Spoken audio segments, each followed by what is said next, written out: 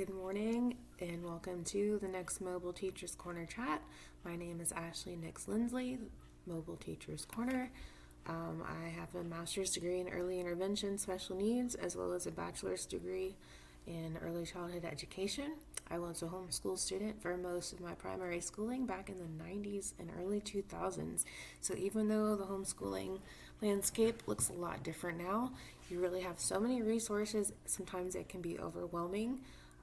And I really hope that I can help homeschool families navigate those resources. Today I am focusing on self-care for homeschool parents, specifically being intentional with finding and creating joy. Joy is one of those things that can be hard to find, especially if you're having a tough time with your homeschooling experience. But if you look for the joy daily, you will find that it is everywhere. All you have to do is just keep your eyes out for it. So what I'm going to do is show you a brief activity that I did in a self-care journal a few years ago that was extremely helpful to my mindset to be a little less negative and a little more appreciative of the daily joys that do exist. So I picked a few personal things that I enjoyed for the homeschooling sense when I was a homeschool child and then also as a teacher. And I'll just share that with you.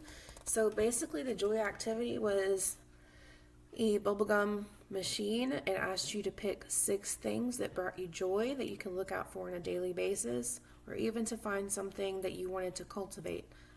So for me, when I did this personally, I picked things like music, my pets, my husband making coffee in the morning. Those are very simple joys I could look out for. And then I put a couple of tougher ones in there that I needed to work on, such as reaching out to friends and family. That's something that brings me a lot of joy, and I just forget about it, to be honest.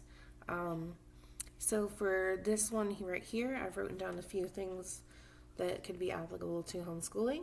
This is a fantastic activity for you to do as the parent, but you can also do this with your children. You can do one with them together or individually, and it will really help them with their mindset as well.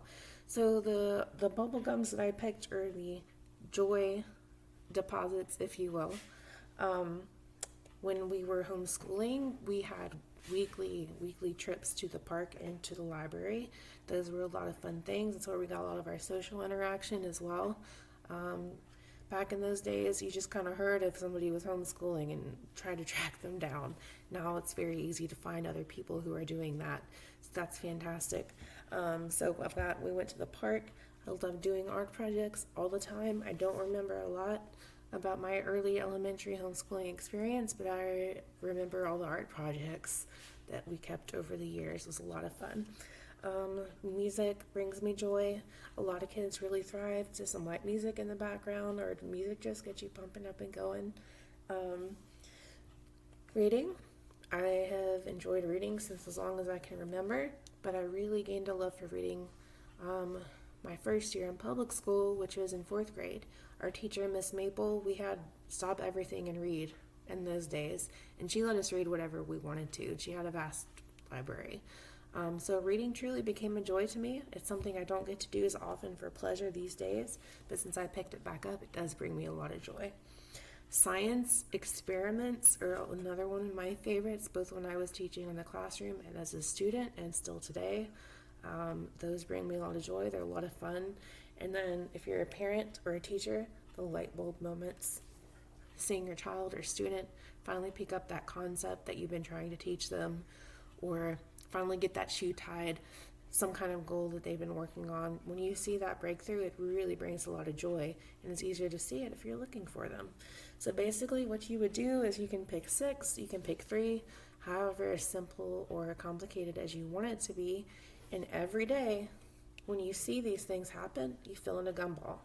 So for today, for instance, art. That's one of the things that I work on. I'm planning to do some art today. You could fill in a bubble for art. I listened to music this morning to get in the right mindset to do a video in a class, so I filled one of those in. I got to do a little light reading right before that as well. That's something that I haven't done yet. So I'm just going to go ahead and fill one in, and that's basically what you do. I decided to laminate this because that's something I want to keep going in my life. And if you laminate it, you can use it and reset it every month with different things that bring you joy. If there's something you're working on or something you just want to change it up a little bit, this is a great activity to hang on to. You can download the bubblegum portion off of my website or off of any other website you want to. It is for free on my website. I always like to put it against a piece of construction paper, and I like a nice white space to write my things. You can make it as easy or as complicated as you want to, but I guarantee you that if you look out for these joy things, joy markers, joy incidents, whatever, every day, it really helps you change your mindset to be more appreciative, more motivated. It really, really, really was a game changer for me figuring out what I was going to do next and getting me through a tough transition period of leaving the classroom. So I highly recommend doing the Joy Bubble activity. Real quickly, I'm just going to go over a few self-care tips for homeschool parents, and I hope that they can be of some benefit to you and to your family. In addition to identifying and being mindful of joy, being intentional with your joy, sharing your joy with others, which is what that bubblegum activity really helps you do, you really need to maintain your boundaries. In this digital world, sometimes we don't have any. And I have noticed personally myself, sometimes there are so many great people wanting to network with you and do things with you, you got to rein yourself in. So whatever your boundaries are as the homeschool parent, whatever your kids and family's boundaries are as far as, being around people or going out, whatever the case may be, keep your boundaries. Don't overextend yourself. If you've committed to yourself to only do one outing with another homeschool family a week, then stick to that. If you decide you want to do more, go for it. But make sure you don't overextend yourself. If you do that, then it's going to be harder for you to maintain your joy in homeschooling. Make sure that you maintain your routines, self-care routines, your child's routines. It can be very hard and you lose track of time when you don't have a routine and you're in the house and that's your existence. So if you're homeschooling, make sure you have a routine for sure. Visual schedules are a fantastic tool to help your child stay on routine as well. There are a lot of different ways to make them, and they're really cheap to make as well. Make sure you have time for mental health days. If you wake up and your kids are going crazy and you didn't get any sleep last night, it's okay to not do anything that day. You don't have to have a lost day of learning, but you also don't have to overextend yourself if you know you just need a break that day. It's okay. Knowing your limits, making sure that you know your child's limits. It is not beneficial to try to teach a child when they're frustrated, angry, or overstimulated. They're not going to learn the concept. So it's very important to know your limits as well in that context. If you're also tired, overstimulated, and frustrated, it's not going to benefit to try to teach something. It's not going to be a good experience for you or your child. So definitely know when your limits are and reevaluate the day or your experience as you need to. Not every parent can homeschool, even though you have the best intentions and maybe even the best of circumstances. It does not work for everyone, and that's okay too.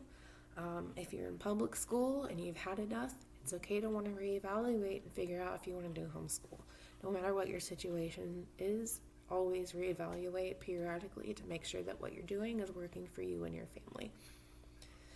One recommendation I have is to have defined workspaces and expectations. For instance, I have 2 defined workspaces. I have a desk that I can sit down and work at, and I have a standing area where I can do my art and other things. I really don't work on other areas. If I know I need to focus and sit down, I sit down at one of my designated work areas, and it's easier because I have everything I need ready there, ready to go, no distractions. So if you have a small area in your house that you can, or in your kids' room, that you can define as this is our school space, we're going to keep it neat and tidy, and this is our expectation when we go there, it may really help your homeschool experience as well. In case of an emergency, if you cannot do it anymore, there's no shame. Please reach out to someone who can help you transition either from public to homeschool or from homeschool to public school. You can't just make that switch like this and expect it to go well. It's a huge transition either way. So make sure you have some strategies in place to do that. Have a backup system, have a buddy system with another homeschool family or a neighborhood family. That if you're having a rough day, but you still want to get through this activity, or you want your kids to have social interaction, or you just need another parent teacher to vent to, have a buddy family that you can get with, regularly, that you guys can do something to alleviate some of the stress of that situation and to cultivate joy as well in your experiences. We had about 3 homeschool people we could hang out with when I was growing up with, and it would have been nice to have a few more up my sleeve. So definitely that is a blessing for you to have so many options. So make sure that you make use of them. 10 minutes of mindfulness every day. You could do it in the morning. You could do it at the end of the day with that joy activity. I really recommend just taking 10 minutes every day. Step outside, get some vitamin D, get some fresh air, do a little walking, a little music, a little stretching, whatever relaxes you. Make that 10 minutes happen to help you reset yourself. It's absolutely vital. Have backup plans.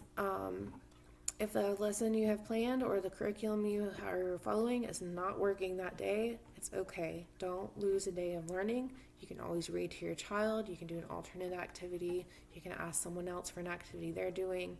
Find another activity to do at the library. You don't have to lose that day of learning if it's just not working out. You can come back to it the next day.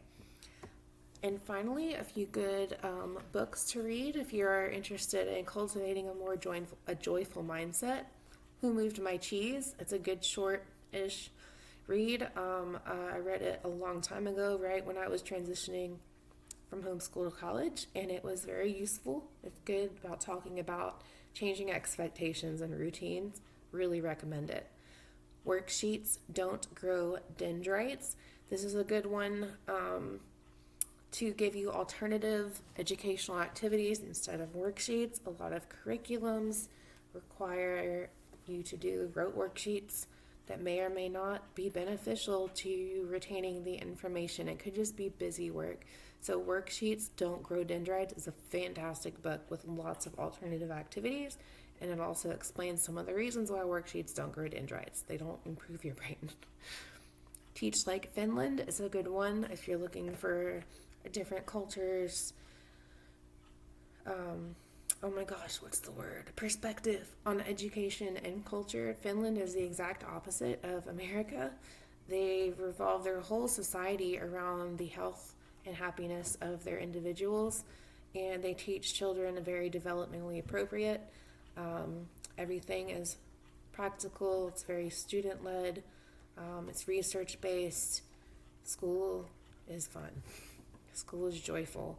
I really recommend reading it if you're looking just for some insight into how to make the student experience more joyful for yourself. The Joy of Less is a good one if you have trouble with organizing, with messiness. I have junk all around my desk, so obviously I have some work to do, but it's really good. It talks about just getting yourself together to not have so much clutter around, having a system for keeping things organized, which is fantastic. The one thing I can recommend is always have your materials ready to go for your lessons. It really stinks when you got to go search for this certain thing to do your lesson right when it's starting. Grace, Not Perfection. This is a wonderful book for women specifically to help you have a little grace with yourself, but still to accomplish so much. And there's a chapter specifically for moms, which I didn't read. I'm not a mom, but I know it'll be fantastic. It's really, really good. And if you read it in the context of homeschooling, I guarantee you it's going to help you with your mindset. And then the last two you can read with your children. Read A Crayon Story by Michael Hall is one of my absolute favorite children's books. You can interpret it a million different ways, but for me, it was more about focusing on finding joy in your strengths and not worrying about what people label you as. And if you find your child's strengths, they're going to love schooling if you let them develop things that they're good at. And the other one was The Giving Tree by Shel Silverstein. If you haven't read that one, it's a good one. talking about those boundaries and not overextending and giving yourself too much. Anyway, I hope this has been helpful to somebody. I'm going to wrap it up now. You can find my website in the description below, mobileteacherscorner.square.site. You can download the bubblegum activity there for free and put it together for yourself. I also have some other things on there you can take a look at, upcoming programs at the library, and yeah, I hope you have a good day.